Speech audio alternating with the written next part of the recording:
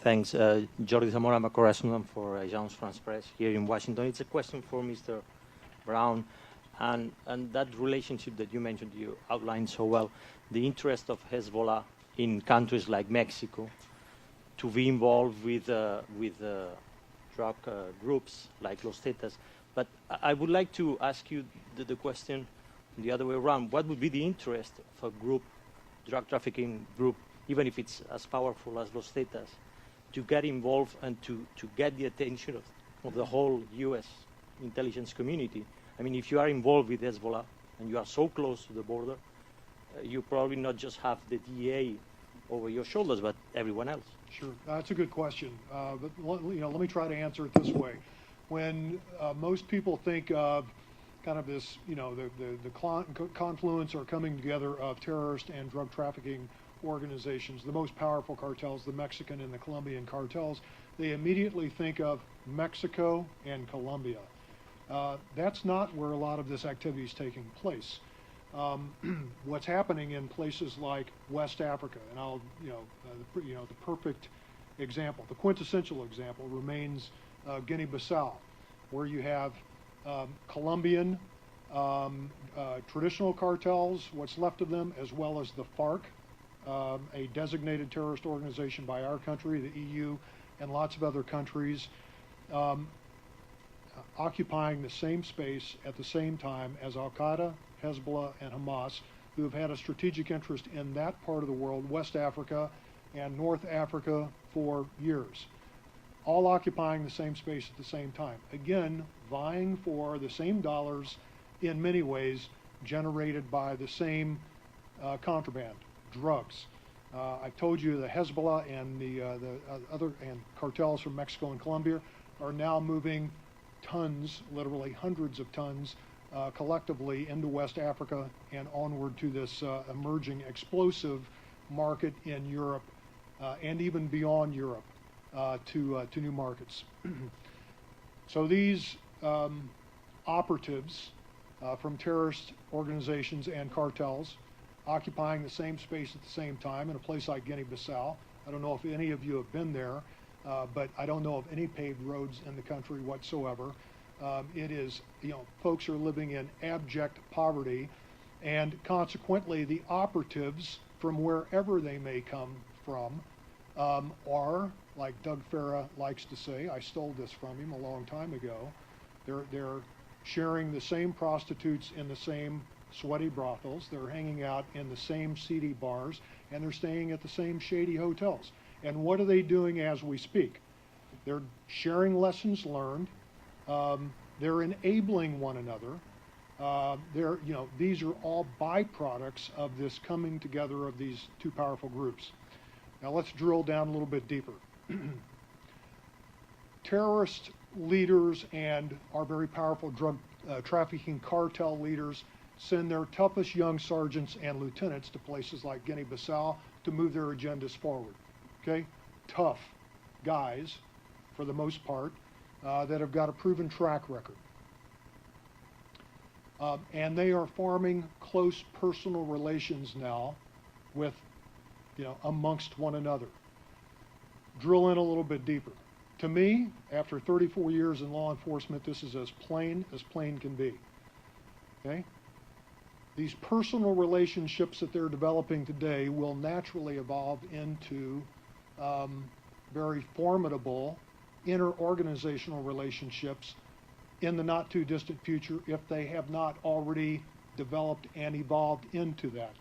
It's one thing for us to sit here and say that Hezbollah, we have known that Hezbollah's got the ability to pick up at a corporate level, has got the ability to pick up the phone and call Al-Qaeda or AQIM or some other terrorist organization, Hamas, and ask for a favor. Okay? They collaborate. They have. It's something entirely different when we stop to think that a key leader of AQIM or Al-Qaeda may have the ability someday, if not already, to pick up the phone and call a member of the Sinaloa cartel or the FARC, okay, or some of these other organizations, the most powerful organized crime organizations that we've ever faced. Lastly, okay, these very powerful sergeants and lieutenants that are in places like Guinea-Bissau will naturally ascend upwards through the ranks of their respective organizations because they are Class A personalities on steroids, and that makes this whole witch's brew even more troubling to me. Hopefully I answered that. I know it's a bit long-winded. It's the prostitute thing that's going to stick with me. I'm going to need some therapy for that. If you could poke out my mind's eye, that'd be great. Lee, yeah.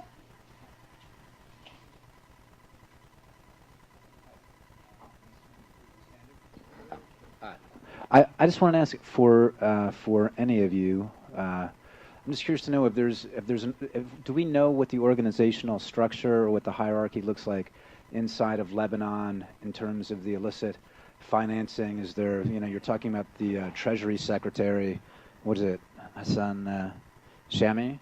I mean, is there a committee? Is there some sort of executive committee that says, okay, we'll do the drugs, the weapons? How does it work inside of Lebanon? Do we know?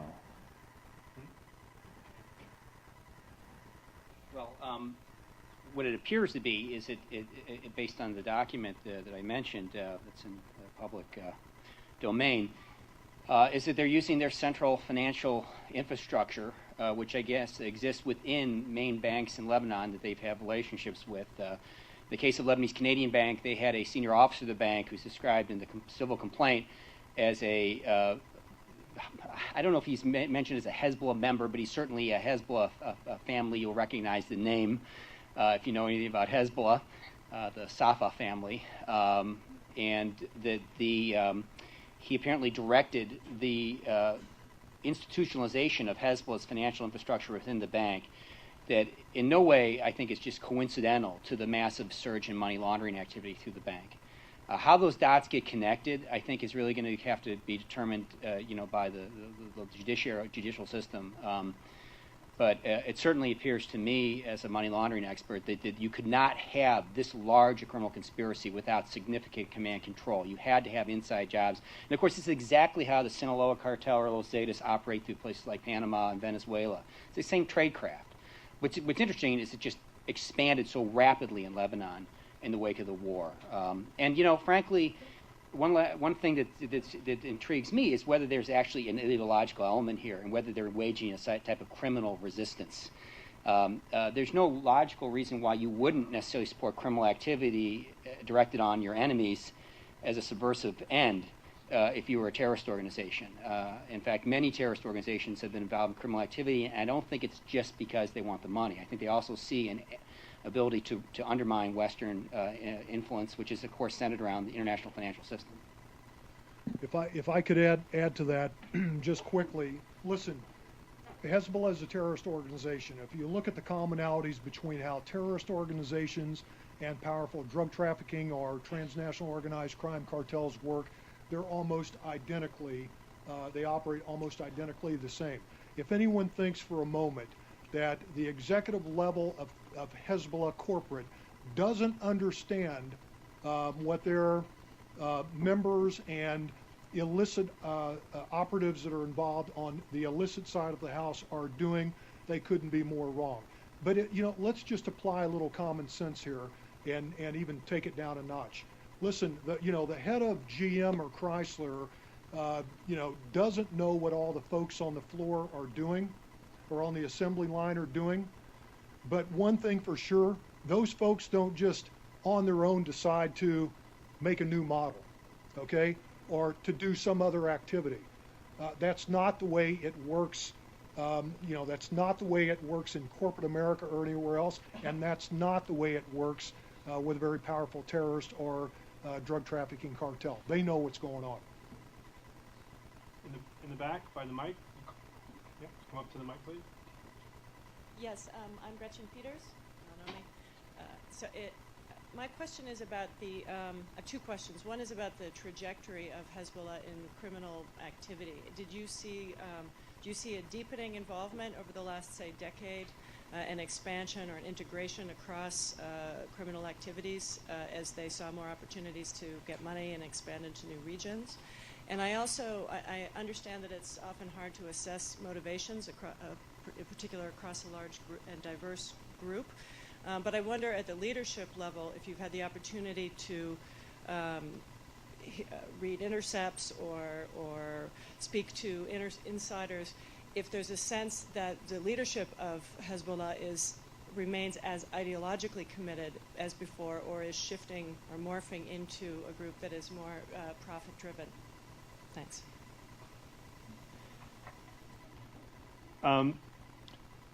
Look, without question, there is an increase in Hezbollah activity and criminal activity over the years. I don't think anybody can give one specific answer for it, but my strong sense, again, having just spent at the tail end of several years of going through and the research for this book, is that one of the things that happened is you had Hezbollah supporters, including Hezbollah operatives, who went out to the diaspora, and they found themselves in places where criminal activity was available, and they availed themselves. Certainly in the drug trade, they started in often at lower levels. They were moving stuff. They were facilitators. Some of them moved up in the rungs, became larger facilitators or money launderers. Some of them then moved into bigger things there as well. There's no question that it has developed over time. In terms of the ideological commitment, we have seen Hezbollah leaders, we've seen Taliban leaders, I think you had this in your book even, come out when they thought no one else was listening and say, well, this is, 2 ways to hit the infidel.